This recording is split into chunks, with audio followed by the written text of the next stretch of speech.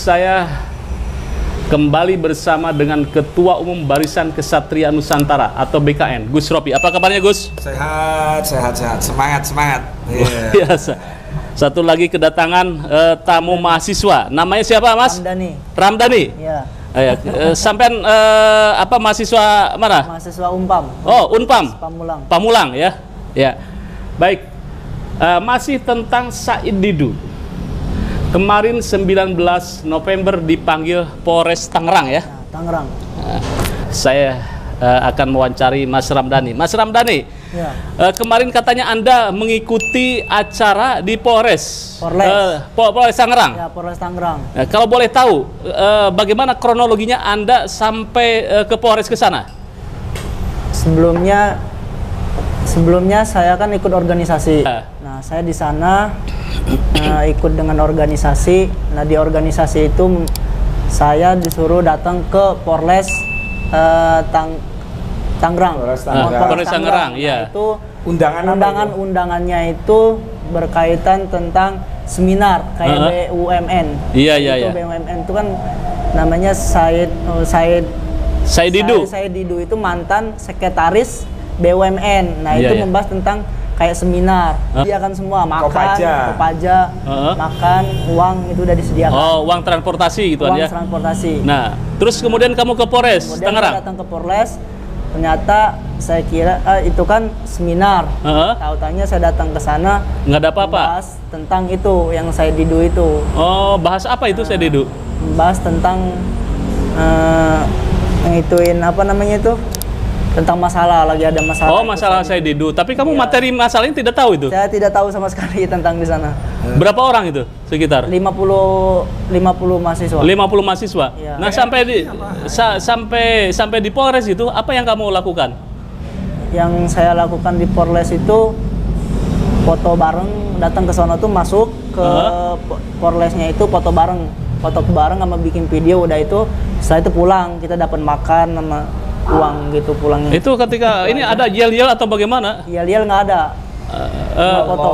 Foto doang. Iya, foto-foto. Hidup doang. Mahasiswa, Iya, biasanya kayak gitu. Mahasiswa. Oh, begitu doang. Cuman gitu doang. Terus tokoh yang kamu kenal di situ siapa aja yang foto bareng itu? Foto bareng itu ada Refdi Harun ada di sana? Refdi Harun. Yang penjahat itu apa namanya? Jurnalis terkenal tuh. Siapa itu? Banyak jurnalis terkenal itu. Edi Mulyadi. Oh, Edi Mulyadi ada, kamu lihat? Ada, Edi Mulyadi ada di sana. Ada satu lagi, siapa tuh? Pak Mahfud nggak ada ya? Pak Mahfud belum ada. Udah itu sama pengacara terkenal tuh hukum juga tuh. Saya lupa. Ketemu dengan Said Didu di sana? Nggak ketemu. Tidak tahu? Tidak tahu. Ketika pulang Said Didu juga tidak tahu? Tidak tahu. Nah, jadi tidak tahu apakah ada Said Didu di Polres atau tidak, kamu tidak tahu? Tidak tahu. Oh iya, oke, baik. Aduh. Ya, baik pemirsa Gus. Ini kan Ramdhani itu kemarin jadi saksi sejarah lah katakan ya ke Polres ke sana gitu kan. Yang katanya ada undangan membela untuk Said Didu. Bukan seminar tentang BUMN, datang ke sana dia tidak tahu materinya seperti apa. Said Didu dipanggil oleh Polres. Ini kenapa tidak ditahan? Iya, jadi terima kasih Mas Yusuf. Memang sebelum Said Didu itu diperiksa sudah ada narasi-narasi dibangun oleh orang-orang yang tidak tanggung jawab, yaitu akan ditahan. Saya tahu itu adalah strategi manajemen konflik berdasarkan hasil pengamatan teman-teman yang di sana. Itu bukan orang yang terdampak. Nah, termasuk kan ini bukan orang terdampak ini. Mahasiswanya aja ternyata kan nggak paham, nggak ngerti datang ke sana tujuannya apa, seminar. Ternyata di sana urusannya Pak Said Didu. Karena rame diberitakan Pak Said Didu itu kan membela rakyat yang tertindas, yang tanahnya dirampas.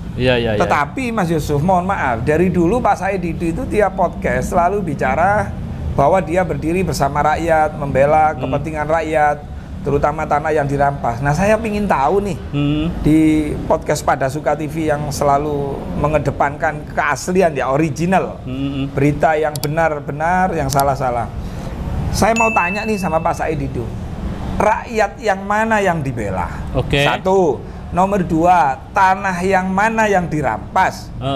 Nomor 3, siapakah pemilik tanah yang dirampas? Luasnya berapa? terus kemudian yang digusur itu mana orangnya, tanahnya mana. Nah ini harus konkret Pak Said Didu, tidak hanya membangun wacana, tidak hanya menyebarkan berita-berita yang menimbulkan kontroversi. Akhirnya Pak Said Didu ini kan dilaporkan oleh Abdesi, oleh LSM, oleh masyarakat di sana yang tergabung semua. Kenapa masyarakat di sana? Abdesi itu kan asosiasi kepala desa, perangkat desa se-Kabupaten Tangerang, se-Kabupaten Tangerang. Berarti Abdesi ini tahu betul seluk-beluk tentang PSN PIK maupun PIK di Kronjo, di Teluk Naga, di Kosambi, terus di Kohot. Ini Abdesi tahu semua. Nah, hal-hal yang tidak benar ini nggak boleh dong disampaikan, apalagi ngomong ini untuk etnis tertentu. Sebutkan aja tertentu itu siapa?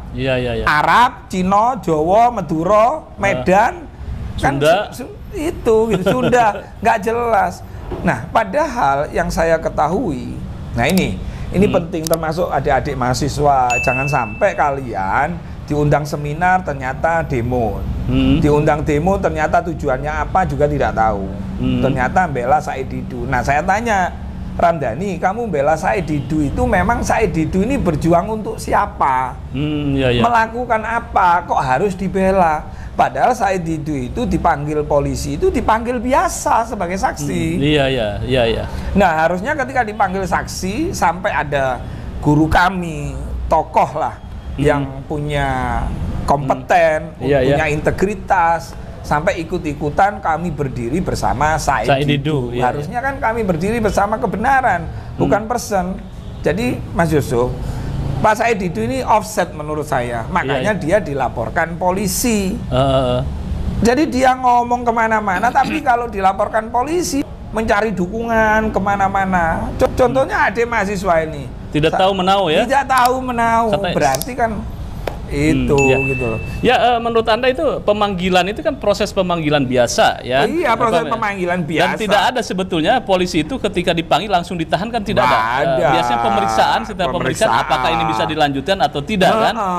Betul. Nah kan gini Mas Yusuf, ini ada warga masyarakat, ini ada Abdesi yang merasa tersinggung atas ucapan Said Didu. Lalu kemudian masyarakat ini yang ada di daerah terdampak PIK ini, kok Said Didu ngomongnya begitu ya? Otomatis pemerintahan desa ini mengambil langkah hukum, karena itu memang dijamin oleh negara kita, dijamin oleh undang-undang bahwa hukum itu berlaku sama.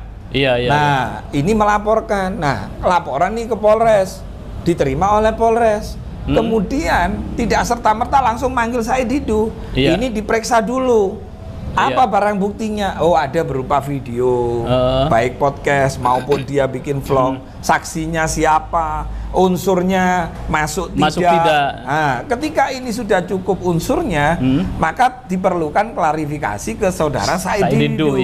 Nah, itulah yang terjadi sampai adik-adik mahasiswa, semua warga masyarakat Indonesia. Kalau Pak Said Didu memang betul-betul membela orang yang tanahnya dirampas, rumah yang digusur, harusnya Pak Said Didu itu berdiri mendampingi warga yang dirampas, diintimidasi, tunjukkan. Nah, kemudian warga ini bersaksi. Dibawa ke Polres semua itu kan ya? Atau jumpa pers gitu loh. Silakan ngomong kan itu. Tapi sampai detik ini Pak Said Didu nggak ada. Nah, maksud saya begini loh, Pak Said Didu, mohon maaf ya. Harusnya mana itu didata nih. Siapa saja yang dirampas, yang digusur, yang diintimidasi, yang tidak dibayar, nggak dibayar dan lain-lain. Ayo ketemu sama saya. Mana datanya, mana orangnya, terus dengan alasan nggak bisa. Ini untuk demi menjamin keamanan saya, jaminannya. Saya akan telepon Pak Kapolda Banten dan minta atensi untuk dilindungi. Kan ada lembaga perlindungan saksi.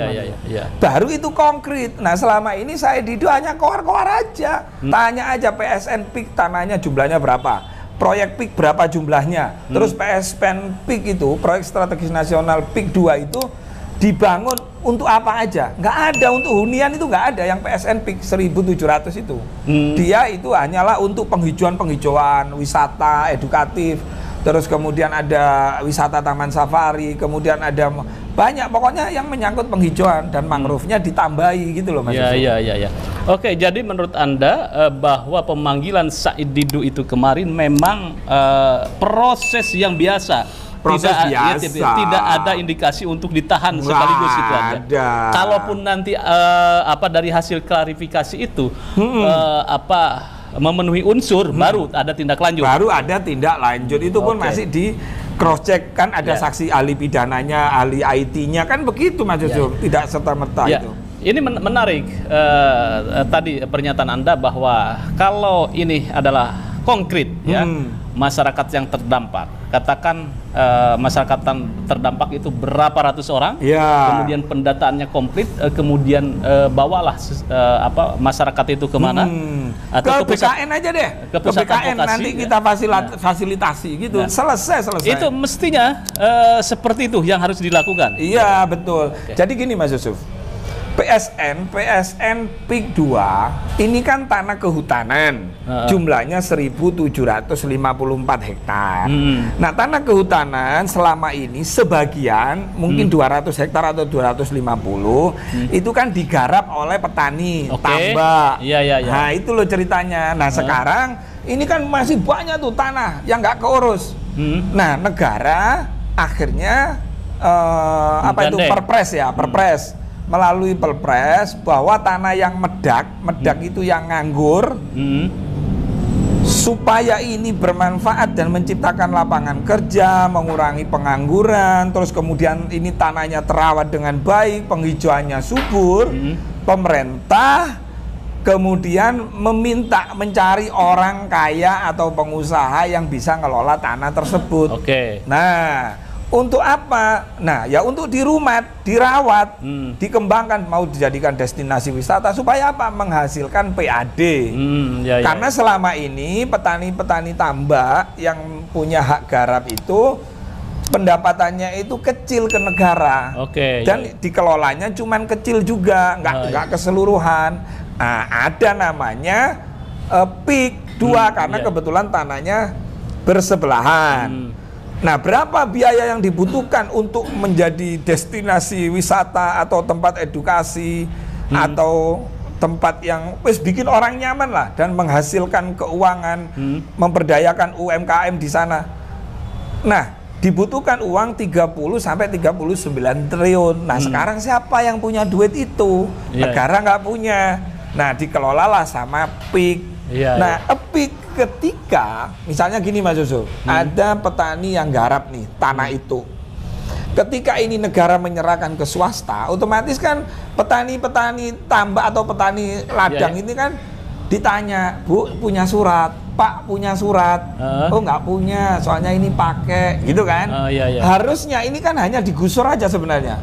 Tapi itu tidak, sama PIK karena punya rasa kemanusiaan yang tinggi, sama PIK diganti kerohiman. Katanya sih 10.000 per meter sehingga masyarakat yang tadi menempati tanah garap itu dia tetap dapat ganti rugi. Kalau nggak salah totalnya sudah mencapai di angka 11 miliar Mas Yusuf. Nah, monggo silakan tanya ke PIK. Jadi informasi-informasi seperti ini saya yakin Said Didu nggak bakalan tahu, nggak bakalan paham. Kenapa? Karena Pak Said Didu tidak melakukan tabayun dua arah. Hanya mendengarkan berita-berita, sedangkan dari PIK atau dari PSN tidak didapatkan, sehingga akhirnya dilaporkan ke polisi karena dianggap membuat suasana keruh, gaduh, gitu loh Mas Yusuf. Itulah sekelumit tentang persoalan Said Didu yang ramai sekali. Beberapa tokoh memang ada di sana, seperti Refri Harun dan kawan-kawan untuk membackup atau membela Said Didu. Sebagai closing statement, bagaimana Gus? Iya, jadi kemarin itu kan ada tuh podcast salah satu orang yang memang dia jagonya podcast. Jadi supaya podcastnya ditonton, bikin judul live dalam jumpa pers itu kemenangan Said Didu, apanya yang menang gitu loh. Kok bisa kemenangan Said Didu itu apanya yang menang? Karena tidak ditahan. Yang mengisukan ditahan itu siapa? Polisi itu nggak ada. Misalnya mau ditahan terus polisi ngumumkan, nggak ada Mas Yusuf. Makanya saya tantang nih Pak Said Didu. Ayo kalau sampean memang ya membela rakyat, saya ingin tahu nih rakyat yang dibela yang mana. Terus kemudian tanah yang dirampas itu mana? yang digusur itu mana, namanya siapa, ahli warisnya siapa, suratnya mana. Saya bantu untuk menyelesaikan. Itu. Jadi proyek PIK Mas Yusuf itu beli. Kalau PSN itu tanah negara. Kelolaan tapi duitmu dewe ya. Nah itu PSN PIK 2. Tanahnya kecil. Kalau di peta lah punyanya PIK itu hampir 30.000 hektar. Itu beli, semua beli. Nah namanya beli itu kan tidak ada paksaan. Lu mau jual, yang penting pasaran. Harga pasaran itu harga NJOP. Nah bisa saja PIK melebihi, bisa karena memang butuh tanah itu. Tapi ada juga yang sesuai NJOP, tapi kalau di bawah NJOP saya kira tidak ada. Jadi saya menyampaikan tidak hanya kepada Pak Said Didu, kepada teman-teman, ayolah kita diskusi. Ya, karena PIK itu saya melihat Mas Yusuf, mereka banyak tenaga kerja yang terserap di situ. Ini kalau jadi semua berapa banyak nanti, termasuk adik-adik mahasiswa yang ingin aktif di sana. Jadi closing statement saya adalah carilah input yang benar agar supaya outputnya juga benar. Iya. Hurrah!